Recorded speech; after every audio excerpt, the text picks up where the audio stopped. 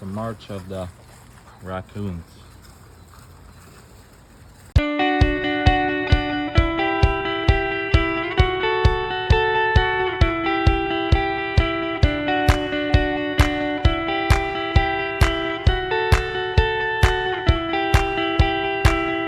Check out these zinnias. They started to pop up. Now, zinnias are one of those flowers that you can direct sow, but I don't have any of the garden beds ready, so I can't direct sow them. So I'm kind of trying to stay ahead by getting them started.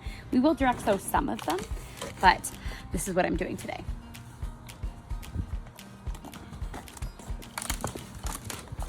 So I have these marigolds that I'm going to plant in our very first bed. So they desperately need to be planted out in the garden. I'll show you ones that I transplanted like maybe 3 weeks ago and the difference.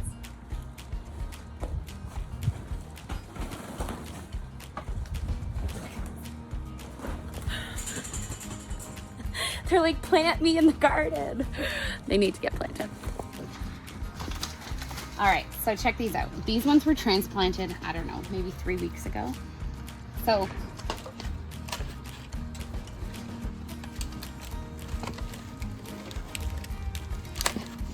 these were planted at the same time. But if you bump them up, they get better. Like, they get more prolific. So these have been wanting to get transplanted.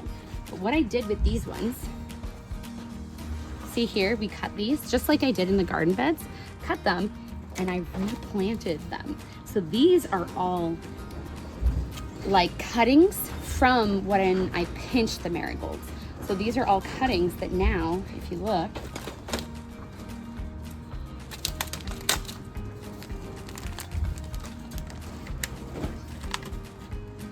and look, that's a cutting. So now this is gonna produce another whole plant. Oops, one fell up.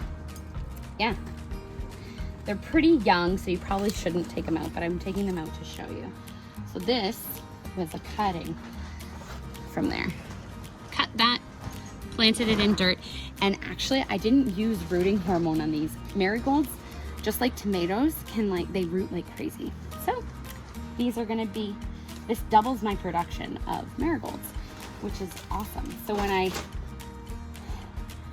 plant these ones, I'm gonna also, and then replant them. So now I'll get out of this one, pause. Okay. So, okay, ready? So out of this particular plant, come closer. So you count 1, 2, 3 leaves. I'm gonna snip that. Now, these little suckers are gonna grow like this one. See these suckers here? Which is awesome. So these are gonna grow out of here. And then this one plant is now gonna make, I go like this.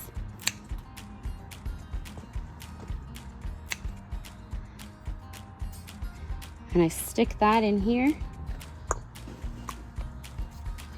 And I'll get one more. The thing is, from the arm, you want a little bit of stem. So it goes in and that'll root. I don't use the crown of the flower because it's already producing a flower. I probably could, but I don't bother because I have so many and I don't need to risk it. So, like I could probably go like this. And then see there's another one in here and another one in there. Well, actually,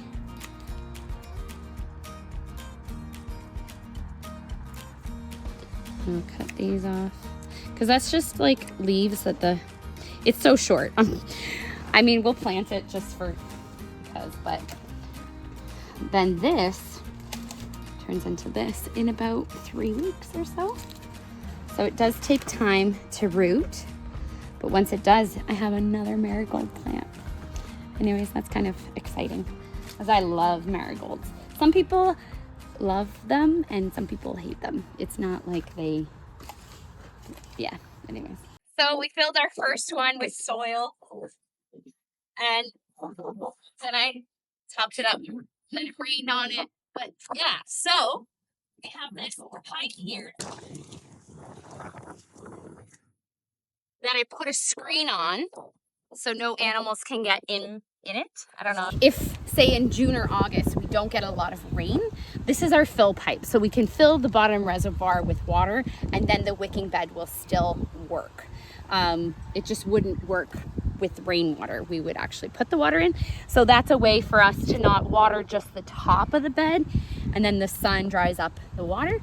It'll be in the reservoir below.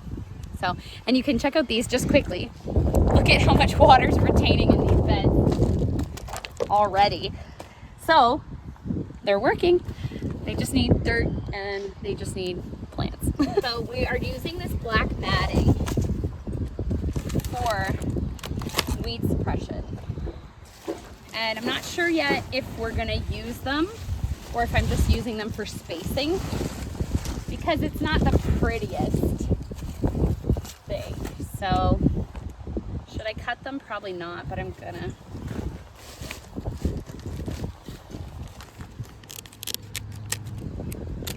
So we have, I don't know if we told you guys, but we have baby raccoons living in the loft, and they're about this big now. In the last 2 days, they're big enough that they're climbing out of wherever the mom had them, and they're venturing out in the greenhouse. And today they walked out through the greenhouse, and Michael shut the door. So hopefully tonight they don't come back, but the mom is strong enough that she actually opens the door to get into her babies, like to where they are. So fingers crossed the raccoons are gone for the season, but you can kind of hear them. All right, first one in the beds. Woo! This is a momentous moment. I have this whole bed planted. I'm gonna come in. Actually, maybe I'll cut them in the tray. So 1, 2, 3, and then yeah, maybe I'll do it in the tray. Might be easier. And some people might not want to do this, but I promise you get bushier plants by doing this. And like I showed you, now I'll get 2, 4, 6, 8, 10, at least 12 more plants out of this section. Just that 7 I cut, or 6, I guess. 6 times 2 is 12. Oh, I found a nice good rock.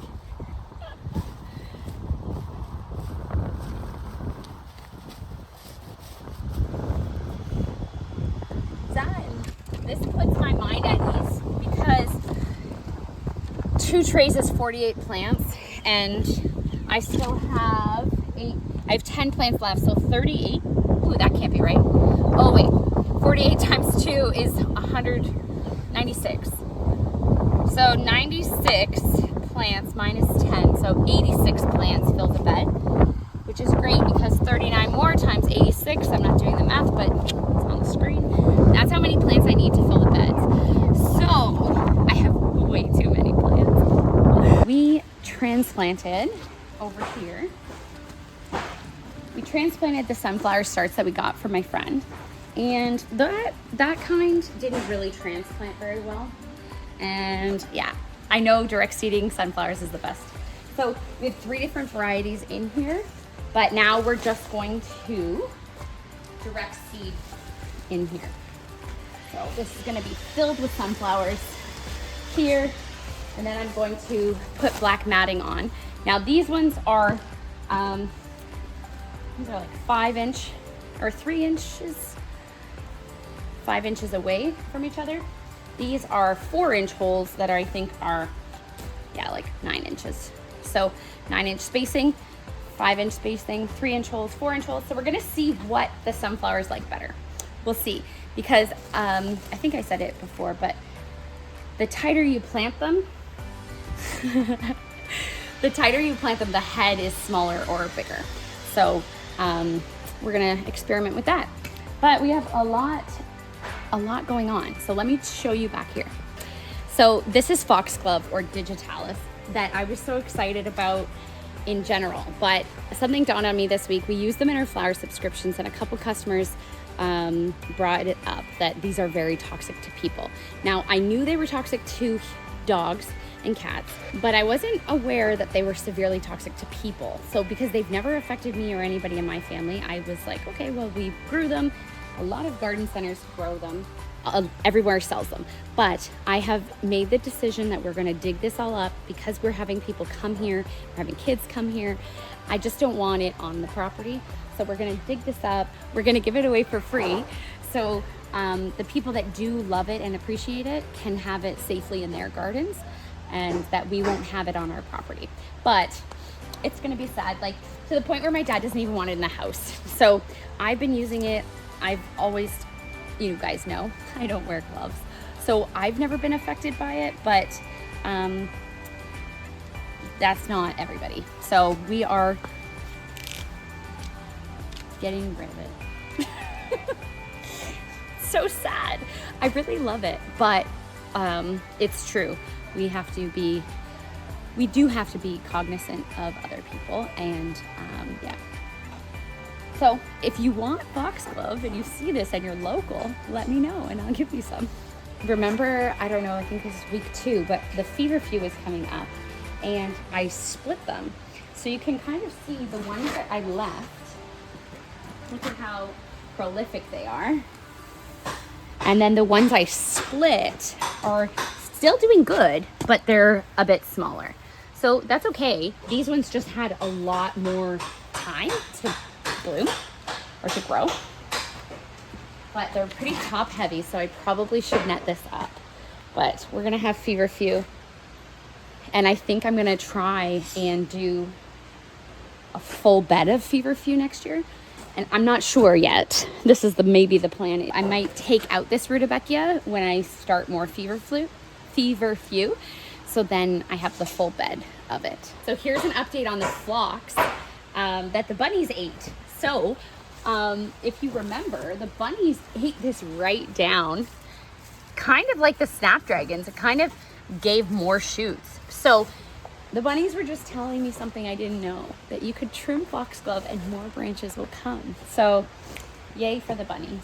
Okay, so my friend was doing a seedling sale and I had to get some. Even though we grew a lot, we didn't grow everything. And I'm gonna show you what goodies I got. Is ageratum. It's such a beautiful blue color. Okay, I got some zinnias. Even though we grew a lot, you can never have too many zinnias.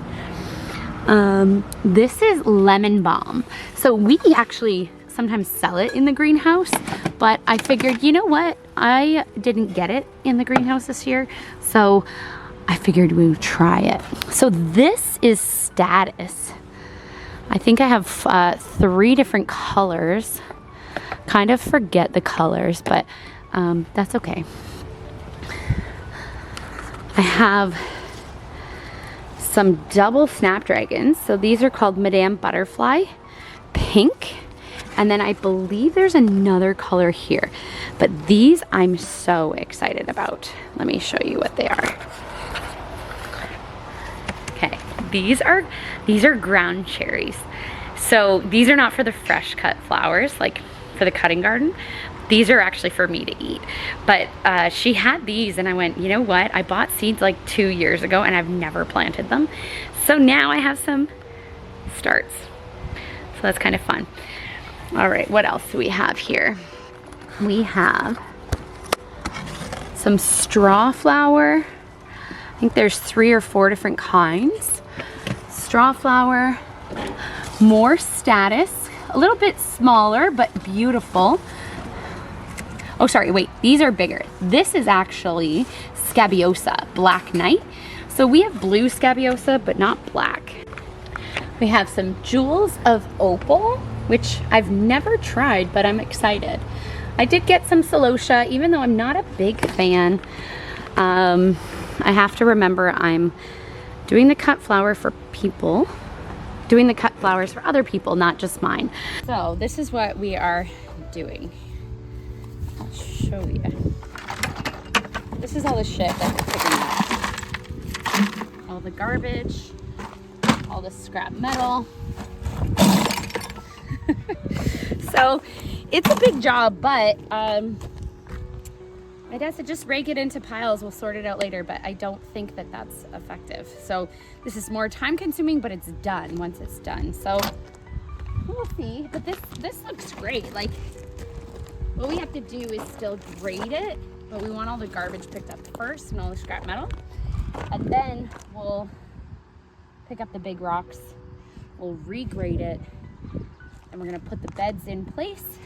Or actually, we're putting quarter chip on here, and then we'll put the beds in place. So still a lot to do, but it is progress, just maybe not as fast as Michael would like. This week we are focusing on grading, filling all the beds, and moving the cars. So that's kind of hopefully by the end of this week coming that gets accomplished. Yeah, so we'll see how it goes. So we are filling the garden beds with dirt. I should say soil. Dirt is soil without any nutrients. So we technically have 4 filled, which is 10%. So this will be number 5. My dad said it would be easier to bring these beds up, less messy. We bring it up here. And then I'm using soil that hasn't been screened yet because I don't really need screened stuff. I kind of screen it as I fill it.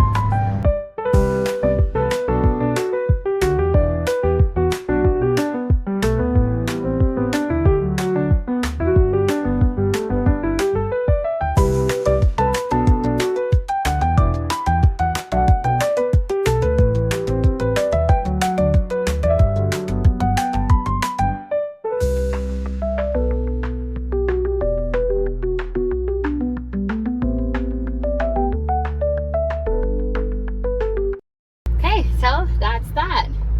Now I top it up with about 5 to 10 bags of our bag soil. So then, like, with compost and manure.